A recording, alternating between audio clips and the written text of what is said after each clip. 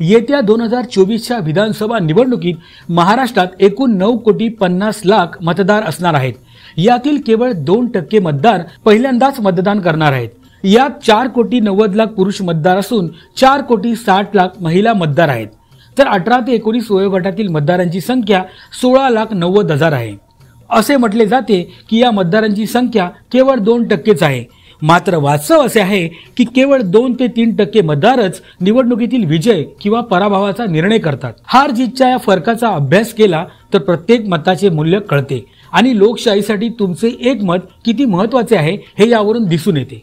महाराष्ट्रात मात्र गेल्या वेळी ही संख्या 9,25,00,000 होती। राज्यात दर 1,000 पुरुष मतदारांमागे 933 महिला मतदार आहेत। मात्र मागील विधानसभा निवडणुकीत याच महिला मतदारांची संख्या 925 इतकी होती। म्हणजे मागील आणि आता होणाऱ्या निवडणुकीत महिला मतदार संख्येत फक्त 8 मतदारांचा फरक पडला आहे।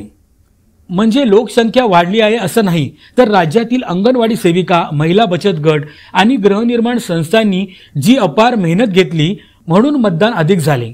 महाराष्ट्रातील 36 पैकी 5 जिल्हे असे आहेत जेथे महिला मतदारांची संख्या पुरुषांपेक्षा जास्त आहे। ते जिल्हे म्हणजे सिंधुदुर्ग, रत्नागिरी, नंदुरबार, गोंदिया, भंडारा असे आहेत। महिला मतदारांनी पुरुष मतदारांपेक्षा कमी मतदान करू नये यासाठी सर्वतोपरी प्रयत्न केले जात आहेत। गडचिरोलीमध्ये सर्वात जास्त 8,1 मतदार आहेत। राज्यातील 30 ते 50 वयोगटातील 2 कोटी मतदार आहेत, तर 20 ते 30 वयोगटातील 1,80,00,000 मतदार आहेत। 80 वर्षांपेक्षा जास्त वय असलेल्या मतदारांची संख्या 18,60,000 पेक्षा जास्त आहे। संयुक्त महाराष्ट्र विधानसभेची पहिली निवडणूक झाली तेव्हा एकूण मतदानाची टक्केवारी 60.36% होती। 2019 मध्ये ती 61.44% इतकी होती। दरम्यान 11 निवडणुका झाल्या, पण सरासरी मतदानाची टक्केवारी फक्त 62 इतकीच राहिली। 1995 वगळता महाराष्ट्रात 71.61% मतदान झाले होते। देशात कमी मतदान होण्यामागे नक्षलवाद, दहशतवादी हे सर्वात मोठे कारण मानले जाते।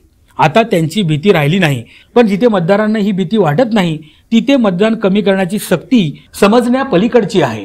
केंद्रशासित प्रदेश, पश्चिम बंगाल आणि आंध्र प्रदेशसह लहान राज्यांमध्ये मतदानाची टक्केवारी सुमारे 80% आहे।